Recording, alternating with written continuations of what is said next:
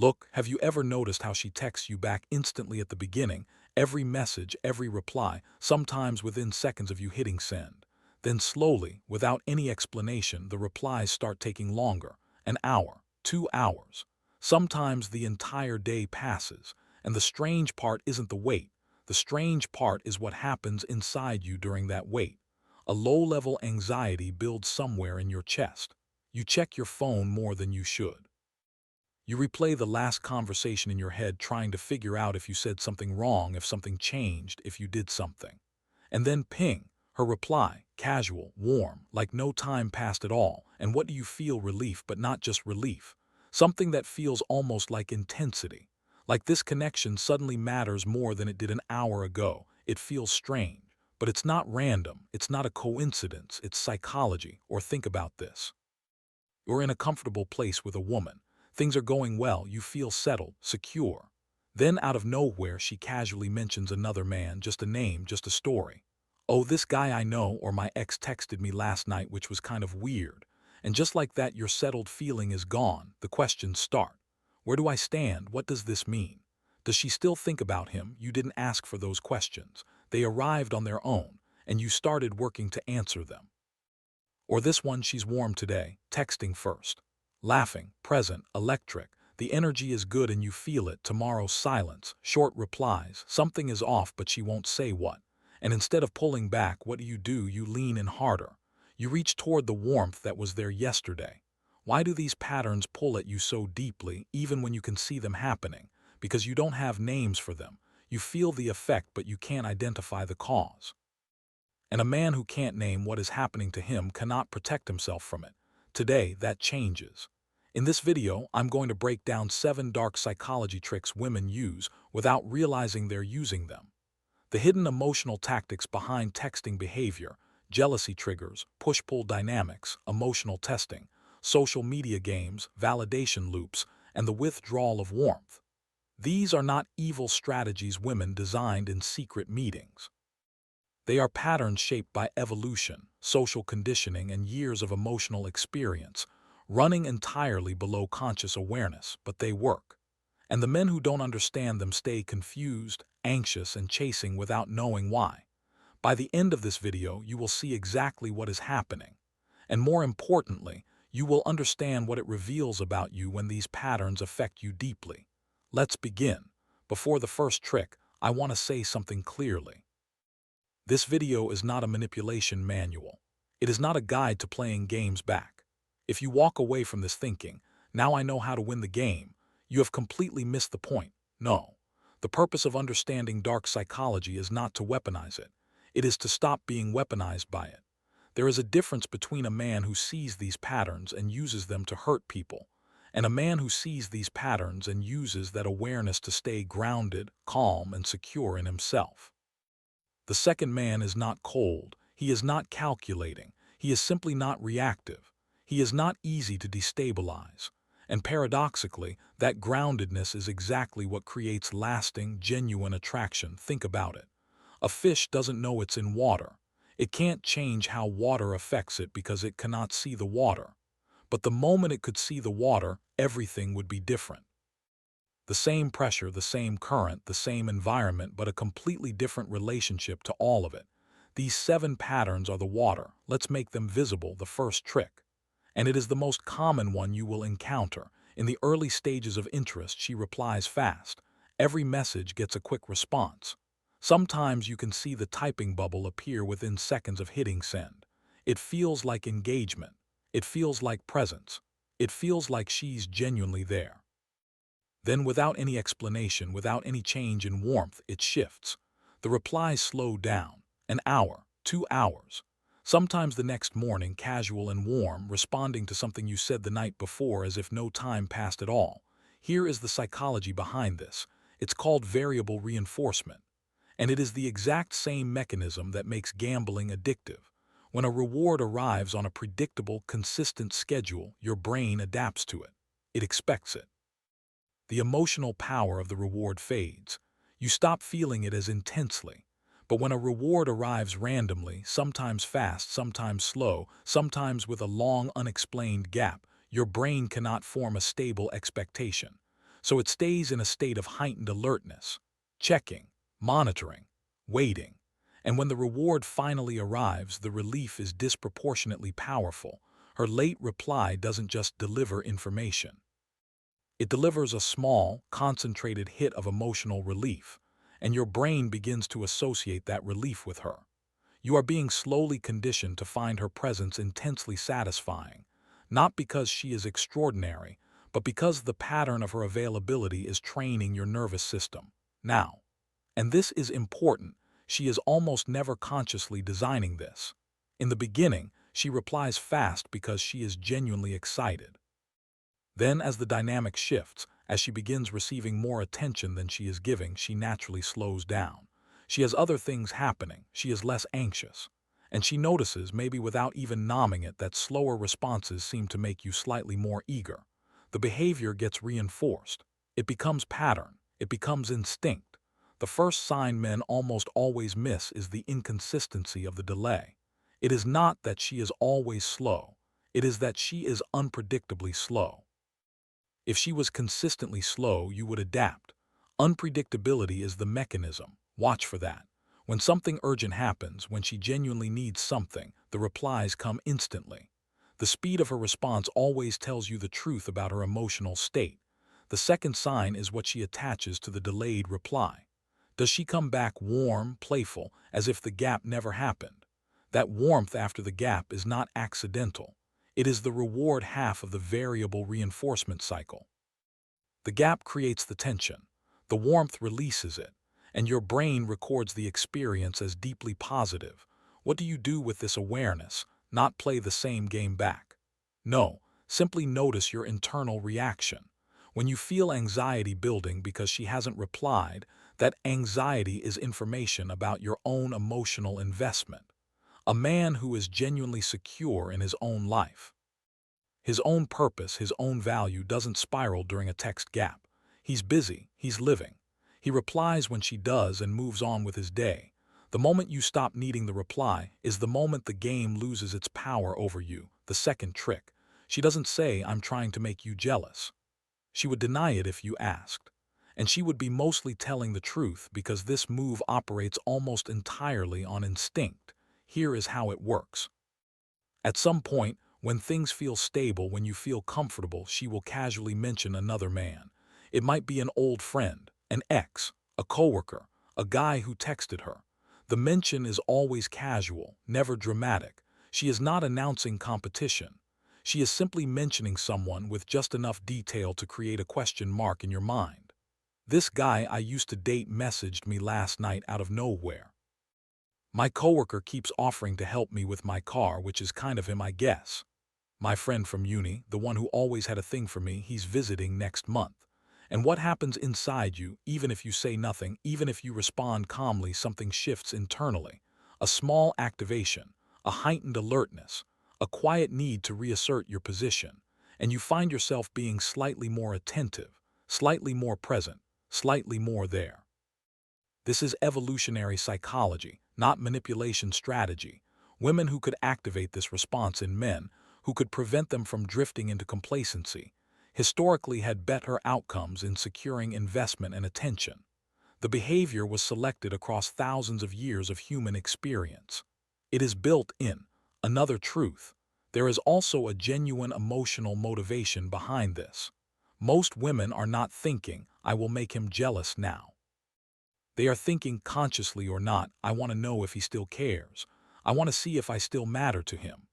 The mention of another man is a test of presence, a probe for your emotional investment. The first sign men almost always miss is timing. The mention of other men almost never happens during high tension or conflict. It happens during comfort, during stability, when she senses you are settled and perhaps slightly less focused on her than before. That is the exact moment the trigger appears.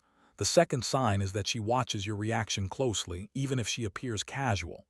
She is not looking for an outburst. She is looking for a flicker. A slight shift in your attention, your tone, your body language. That flicker tells her what she came to find out. Here is where most men make one of two big mistakes. The first mistake is visible jealousy. You get tense. You become slightly cold. You ask too many questions about the other man. This telegraphs insecurity, and insecurity is deeply unattractive to a woman who was probing for security. The second mistake is aggressive indifference. You perform a kind of exaggerated "I don't care" that is so obvious in its performance that it communicates the opposite. What actually works, what actually communicates security, is genuine, calm acknowledgement. "Oh yeah, that's interesting."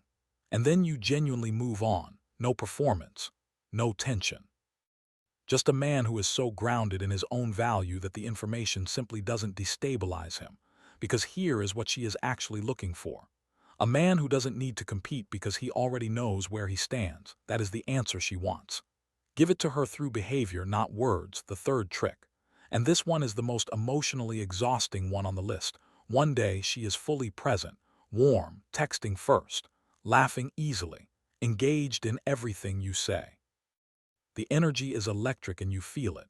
You leave the conversation thinking this is going somewhere real. The next day she is distant, replies are short, something feels off. The warmth is gone, and she will not tell you why. If you ask, she says, "I'm fine." If you press, she withdraws further. And instead of giving her space, instead of letting the cold front pass, you do what most men do, you lean in. You try harder. You reach for the warmth that was there yesterday. This is hot and cold. And it is one of the most powerful unconscious attraction mechanisms that exists. Here is the psychology. Loss aversion is one of the most deeply wired human cognitive patterns. The fear of losing something is roughly twice as powerful emotionally as the pleasure of gaining the same thing. $100 loss hurts more than $100 gain feels good. When a woman's warmth suddenly withdraws, even temporarily, even for reasons completely unrelated to you, your brain registers it as a potential loss. And it activates, it mobilizes, it works to recover what it had. The contrast does the rest. The warmth feels extraordinary because of the cold that followed it, and the cold feels unbearable because of the warmth that preceded it. Neither would have the same power alone. Let me give you a real example. I know a man, intelligent, self-aware, who met a woman through a mutual friend. She was warm and attentive in the beginning, interested. Then suddenly, for no apparent reason, she went quiet for 5 days. No explanation, no fight, just silence. He told me afterward that those 5 days were more emotionally consuming than the previous 3 weeks combined. He analyzed every interaction. He rehearsed conversations in his head. He found himself thinking about her constantly. A woman he had known for less than a month. She came back warm. He was more invested than he had ever been. Was she playing a game? No. She was dealing with something in her personal life. She barely thought about him during those 5 days, but the effect was identical to deliberate manipulation. The first sign men almost always miss is that the cold phase is rarely about you. Most of the time, a woman pulling back has nothing to do with something you did. It is her processing her own emotional world. But because you are the most recent significant variable, your brain assigns you causation. The second sign is that your response during the cold phase is being noticed, even when she appears not to be paying attention.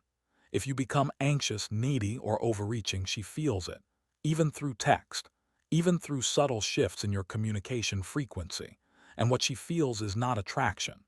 What she feels is weight. Give her the space she created. Fill it with your own life. Return your attention to your work, your goals, your friendships. When she comes back, be warm and genuinely present, but from a place of stability, not relief. The man who maintains his composure during the cold phase, who doesn't collapse into pursuit, communicates something that is extraordinarily rare. I am not defined by your temperature today. That composure is not coldness. It is not punishment. It is the clearest possible signal that you have a life that doesn't pivot around her emotional weather. And that signal, more than anything you could say, creates genuine respect. The fourth trick. This is perhaps the most misunderstood one on this list, because most men experience it as conflict, as irrationality, as drama, and they respond accordingly with defensiveness, with logic, with frustration. And they fail the test every time without knowing one was being given. Here is how it works. She creates a low-stakes emotional scenario, a small complaint, a mild frustration, a question that seems to have no right answer. She might say something like, "You never make plans first," Or sometimes I feel like I care more than you do. Or she might withdraw warmth after a small misunderstanding and wait to see what you do. The topic almost doesn't matter. The topic is rarely what she is actually measuring. What she is measuring is how you respond under mild emotional pressure. Does your confidence collapse? Do you immediately apologize for things you didn't do wrong just to end the discomfort? Do you get defensive and start explaining yourself with too much intensity? Do you shut down and go cold? Do you try to fix the emotion with logic, or do you stay calm? Do you acknowledge her experience without abandoning your own? Do you remain warm but grounded? Do you respond from security instead of anxiety? Think about it. A woman can tell you she loves you 1,000 times. But your actions under pressure tell her something much more important. Who are you when things feel uncertain? Who are you when I'm not completely happy? Can I count on that man to be stable? This is evolutionary at its core. A woman's deepest attachment instinct is oriented around security. Not financial security, emotional security. Consistency. Stability under pressure. The knowledge that the man she is with will not crumble the moment something gets uncomfortable. The emotional test is how she collects data on this. The first sign men almost always miss is that the test often follows a period of closeness. Counterintuitively, when things are going very well, that is sometimes when a small test appears. She feels safe enough to probe, to check the foundation before she invests further. The second sign is that over-apologizing fails the test just as badly as defensiveness does. A man who immediately apologizes for everything, who absorbs all blame to restore peace, communicates anxiety and the absence of a stable self. She does not feel safer, she feels less secure, because the ground she just tested bent under her foot. Pass the test not by having the perfect answer, but by having a grounded presence. Acknowledge what she feels. Stay curious. Tell me more about what that feels like.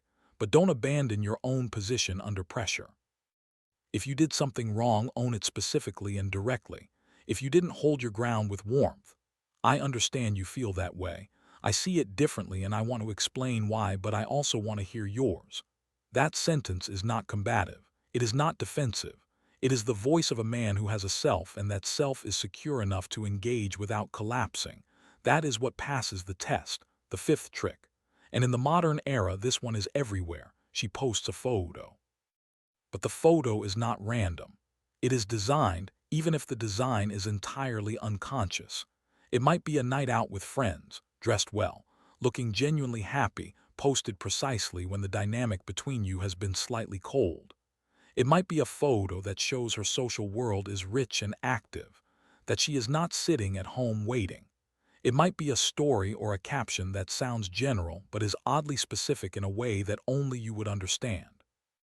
And what does it do? It reaches you without reaching out to you. She does not text you, she does not call, she does not break the silence that created the distance. She simply posts and lets the content carry the message. The message is always some version of the same thing. My world is full, I am moving. You are not the only gravitational force in my life. And if you are invested, that message lands. You check the post again. You notice the details. You wonder if it was directed at you. You feel a quiet activation, not quite jealousy, not quite anxiety, but something in that neighborhood.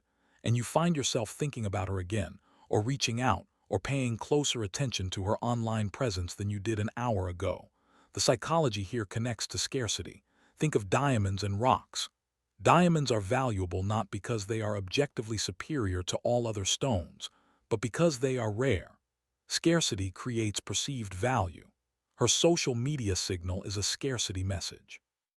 It communicates, I am not sitting in abundance with just you, I have a world. And that world is moving whether you are in it or not. The first sign men almost always miss is the timing. If you pay attention to when the posts appear, you will notice they cluster around specific dynamics. After a period of distance, after a slight reduction in your communication frequency, after she has sensed you pulling back. The timing is not coincidence. The second sign is what is absent from the posts. There are rarely direct appeals for attention. No captions that say, I'm lonely or I miss someone. The communication is indirect, visual, and deniable. If you called it out, she could honestly say, I was just posting a photo. And she would be right and wrong simultaneously. The most powerful response to a social media signal is no visible response at all, not a cold, silent treatment, not strategic withholding. Genuine engagement with your own life that makes the post feel like background noise rather than a message requiring a reaction. Your absence of reaction communicates that your world is also full, that you were busy with something real, and that while you noticed, because you are human, you were not destabilized by it.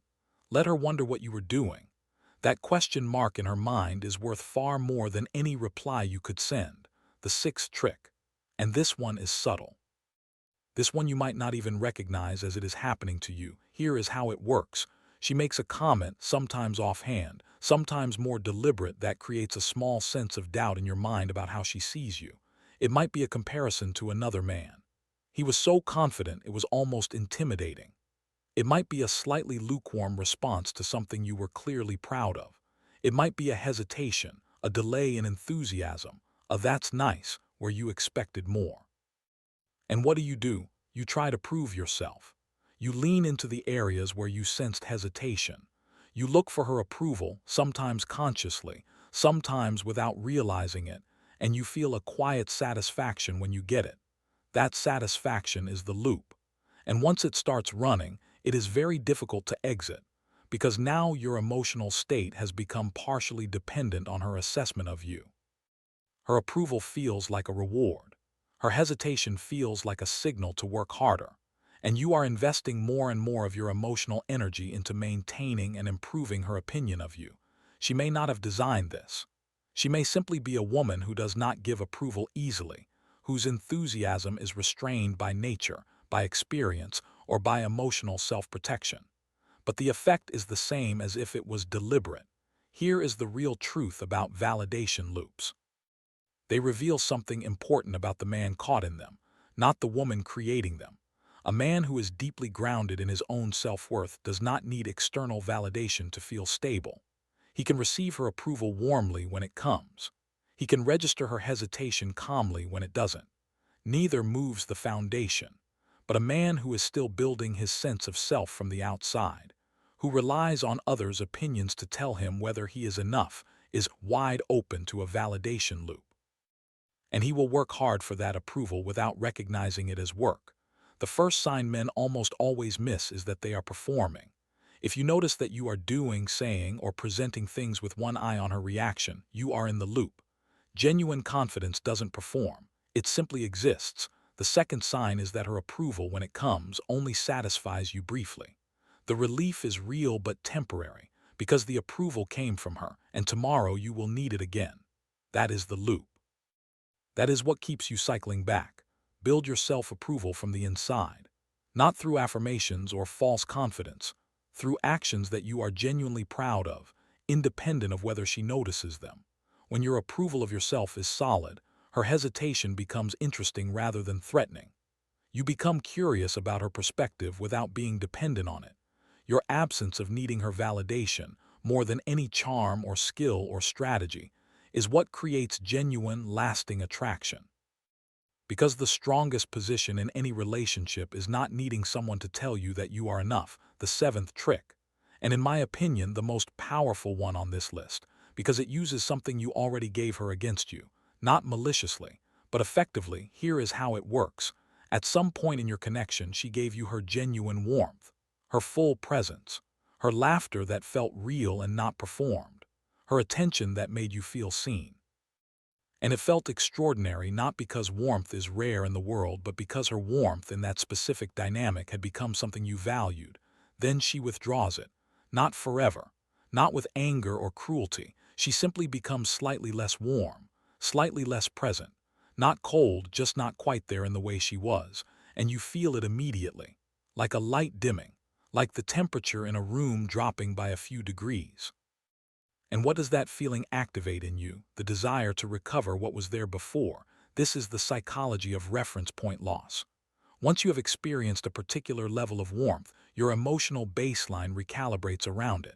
That warmth is no longer a bonus, it becomes the new normal. And its absence, even partial absence, is registered as a loss. You didn't lose what she never gave you. You lost what she did give you. And that loss, even a small one, creates a pull. Let me give you a real example. I used to chase someone hard. Every effort, every gesture, every conversation was me reaching towards something. It was exhausting, and it was ineffective. Then I met someone who did the opposite, who gave warmth generously, then held it back just slightly, then gave it again. And I realized long after it was over that her warmth, when it returned, always felt like something I had earned, something I had worked toward, something more valuable than warmth that was simply always there. The genius, if you can call it that, of the warmth withdrawal is that it converts a free resource into a scarce one. The first sign men almost always miss is that the withdrawal is almost never total. Total withdrawal is abandonment, and it creates distance rather than pull. This is always partial, just enough presence to maintain connection, just enough distance to activate longing. That precise calibration, whether conscious or not, is what makes it so effective. The second sign is that the withdrawal often follows a moment of genuine closeness, a deep conversation, a vulnerable exchange, a moment that felt real and significant, as if she senses the intimacy and instinctively creates space around it, protecting herself while simultaneously intensifying the value of what was just shared. Here is the hardest truth I can offer you about this trick.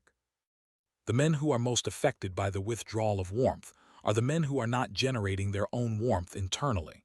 Men who are living fully, who have purpose, connection, genuine joy in their daily life feel the withdrawal, but they are not consumed by it. Because the warmth they have is not primarily coming from her. The solution is not to withhold your own warmth in return. No. That is a game that produces emotional distance, not genuine connection. The solution is to become a man who is warm by default, not because he is chasing her warmth, but because he has so much of his own that her fluctuations don't determine his emotional state. Respect grows where access is limited, but only in the person who needs that access. Build a life rich enough that no single source of warmth has the power to define your emotional world. That is not cold independence. That is genuine freedom. And genuine freedom is one of the most magnetic qualities a man can possess. So here are the 7 tricks: the delay game, the jealousy trigger, hot and cold, the emotional test, the social media signal, the validation loop, and the withdrawal of warmth. None of these are inventions of cruel women. None of them are conscious strategies deployed from a place of malice. They are patterns shaped by evolution, by social conditioning, by accumulated emotional experience that run below the surface of conscious thought. But understanding them changes everything, not because you can now play them back. No, because you can now see the water you were swimming in. And a man who can see the water, who can name the current, feel the pressure, understand the pull, that man makes different decisions. He does not react. He responds. He does not chase. He chooses. He does not seek approval. He generates it from within. Think about it. Every single trick on this list loses its power the moment you are fully grounded in yourself. Not performing groundedness. Not pretending to be unbothered. Actually building a life, a purpose, a sense of self that is not contingent on her assessment of you. Real absence only works when you're actually building your life. Real security only communicates when it is real. And real attraction, the kind that lasts, the kind that becomes something worth having, is never built on games. It is built on 2 people who are both secure enough in themselves to choose each other from freedom rather than fear. Because the strongest position in life is not needing someone, but choosing them.